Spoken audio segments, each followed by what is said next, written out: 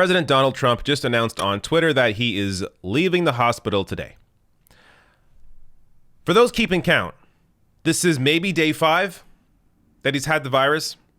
The White House hasn't been completely transparent about when he actually got the positive results, but we can assume around day 5. He has clearly shown symptoms. He had a fever. He was on oxygen, taking 3 different forms of medication. Now he's saying he's leaving. So let me get to the tweet first before I get to some of the other information around what the CDC recommends that he should be doing. But first here's his tweet. I will be leaving the Great Walter Reed Medical Center today at 6:30 p.m. Feeling really good. Don't be afraid of COVID. Don't let it dominate your life. We have developed under the Trump administration some really great drugs and knowledge. I feel better than I did 20 years ago. Does he not realize that he is the president, meaning that he got the best healthcare possible? Does he also not realize that Walter Reed Medical Center is a publicly funded hospital? He got socialized healthcare.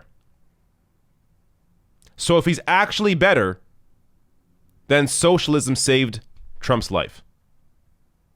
This is not the healthcare that other people receive. Most people don't get airlifted with a helicopter to the nearest hospital when they have a fever. So apart from the insanity of him leaving the hospital today, this tweet obviously has the impact of downplaying the virus.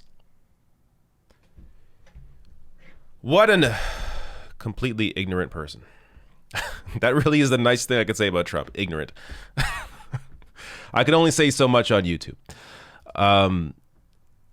Dr. James P. Phillips here sent this out a few days ago when there was the first inclination that he may be sent home on Monday or sometime this week. So this is just so we're clear here, he's the attending physician or a attending physician at Walter Reed Medical Center. He tweeted out, patients discharged from the hospital can be sent home if very well or long-term care facilities, quote, nursing homes for continued care. If President Trump is discharged on IV meds, needs nursing, monitoring, etc., it means the White House will function in that capacity. So I guess technically he can be sent home to the White House if he is being isolated while also being taken care of. But what are the chances of that?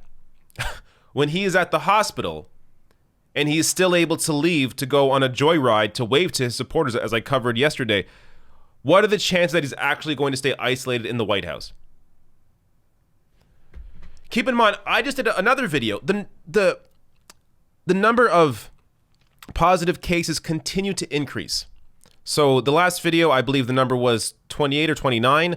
As I might as well show you now.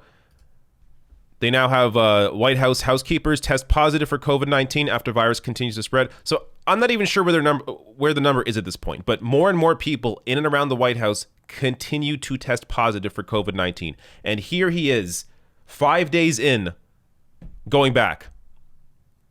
Now, in terms of what the CDC says, so for anyone who has been around a person, this is not even if you had it. If you've been around a person with COVID-19, you should stay home for 14 days after their last exposure to that person. 14 days just for being around somebody with COVID-19. He has it. So for people like him, he has to stay home. So people who are severely ill with COVID-19 might need to stay home longer than 10 days and up to 20 days after symptoms first appeared. So Trump, again, had low oxygen, is on 3 different forms of medication, has had a high fever, and again, day 5. So around day 7 to 10 is when you really know how serious the coronavirus is. Most people either recover or get much worse between day 7 to 10. He's not even there yet. Unfreaking believable. He also tweeted this out before the announcement of him going home, saying, "It is reported that the media is upset because I got into a secure vehicle to say thank you to the many fans and supporters who were standing outside of the hospital for many hours and even days to pay their respect to the president. If I didn't do it, the media would say rude. The idea that the media would attack him for leaving the hospital while contagious because he didn't wave to people outside is nuts. And by the way, his own Secret Service are pissed off about this. This from Raw Story. Should have never happened. We're not disposable. Current Secret Service agents rip Trump's joyride stunt. And they were ripping him on Friday before he did this stunt, saying that he has not given a shit at all about them. And he continues to show that he does not care about the people that are there to protect his life. They go on to say here, let me read get one of the quotes. The frustration with how we're treated when it comes to decisions on this illness goes back before this, though, he said. We're not disposable. Another current Secret Service agent told CNN that Trump's stunt was simply reckless, while another lamented that agents have no choice but to do as the president commands. You can't say no, they explained.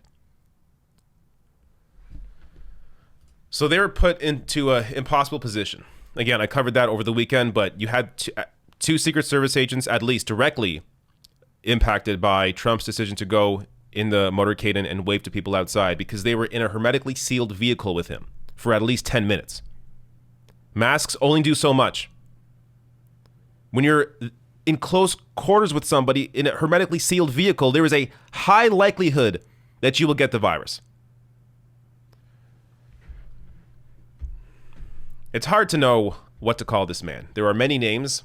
I'm sure you have a lot of them in your head or in the YouTube comments. But it is truly insane what is happening at the White House.